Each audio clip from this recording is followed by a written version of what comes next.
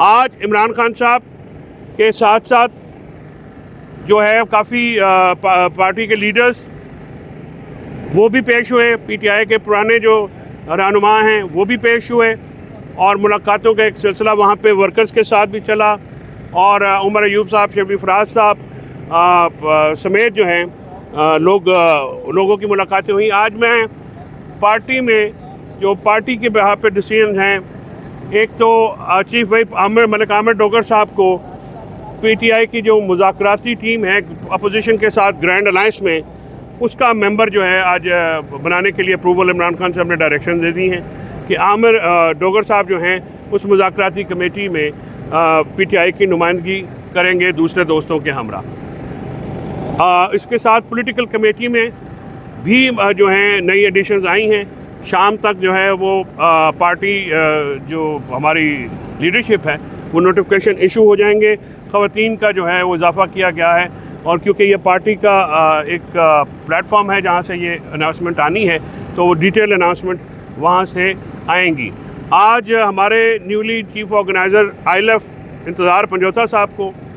जो है गेट के ऊपर रोका गया और उनकी एंट्री बैन की गई। उनका इमरान खान साहब का वकालतनामा भी है, उनका शिबली फराज साहब का भी वकालतनामा है, वो वकील हैं, बतौर वकील भी उनकी एंट्री जो है वो ब्लॉक की गई और खान साहब के कहने के बावजूद और जज साहब के कहने के बावजूद उनको एंट्री नहीं दी गई। इसी वजह से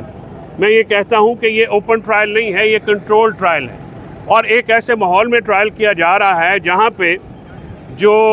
वकला हैं वो भी पिक एंड चूज़ होते हैं। न्याजुल्लाह न्याजी साहब आए थे, उनको भी अंदर से जो है बाहर जाने का कहा गया। मुझे नहीं पता कि न्याजुल्लाह न्याजी साहब के साथ क्या दुश्मनी है, वो तो हमारे सीनियर जो हैं वो वकील हैं और इंतज़ार पंजोथा जो हैं वो तो बिल्कुल अब वकालत में रह गए हैं। जो उनके साथ सलूक हुआ उसके बाद एक नॉर्मलाइजेशन का प्रोसेस है जिसमें वो आ रहे थे, लेकिन यही और मीडिया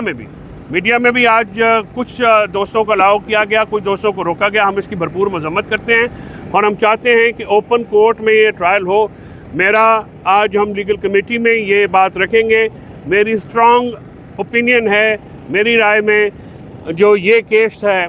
तोशाखाना 2 की तरह, इसमें भी हम ओपन ट्रायल की दरख्वास्त देंगे और हम ये दरख्वास्त करेंगे कि जो जेल ट्रायल है उसका ख़ात्मा करके ओपन ट्रायल में ATC रावलपिंडी में वहाँ पे इमरान खान साहब को पेश किया जाए ताकि लोगों का, इंटरनेशनल मीडिया का एक्सेस हो और वहाँ पे जो वकला हैं वो भी आराम से जाएं। हम कंफर्टेबल रहते हैं अपनी अदालतों में। जज साहब भी हमारे साथ, उन्होंने काफ़ी ताउन किया। उन्होंने इंतज़ार पंजोथा साहब समेत बाकी वकला का भी बहुत 2-4 दफ़ा ये ऑर्डर दिया, लेकिन इस ऑर्डर को मानने से इनकार कर दिया गया। आज इमरान खान साहब ने बात करते हुए तीसरा लेटर आज जारी किया है जो कि जिसके मुखातिब पाकिस्तानी अवाम और फ़ौज हैं और उसमें उन्होंने ये कहा है कि पटन की रिपोर्ट पढ़ते हुए के बाद और दूसरी जो गैर जानबदार इदारे हैं उनकी रिपोर्टें पढ़ने के बाद ये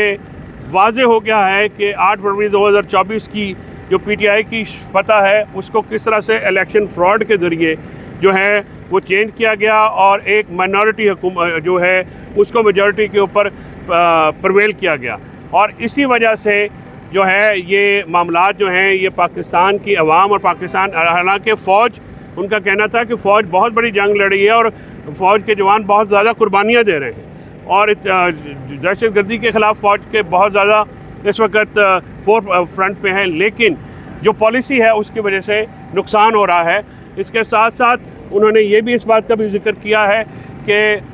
28 साल पहले इंटेलिजेंस एजेंसीज़ ने इन दोनों जो पार्टियां हैं इनकी सरे महल हो या एवनफील्ड हो या बाकी जो इनकी प्रॉपर्टीज़ हैं उस वक़्त जो है पहले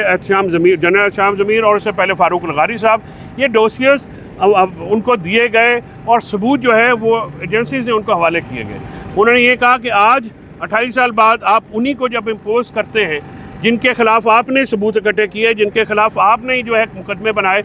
पीटीआई के दौर में आपको याद होगा कि सिर्फ शहबाज शरीफ के ऊपर मकसूद चपड़ासी वाला केस जो कि बंद कर दिया गया है, 1600 अरब रुपए की मनी लॉन्ड्रिंग का वो केस था, ओपन एंड शट केस था, वो केस बनाया गया। उसके अलावा तमाम जो केसेस हैं वो उस नैब ने बनाए जिसको इस्टेब्लिशमेंट और जनरल बाजवा जो है उस वक्त कंट्रोल कर रहे थे, और वो तमाम केसेस उनके वहाँ पे बनाए गए, उन्हीं के लाए गए सबूतों की बना पर बनाए गए। लेकिन बाद में जब आप करप्ट और मनी लॉन्ड्रिंग के जो एलिगेशंस के तहत जो लोग होते हैं उनको अगर आप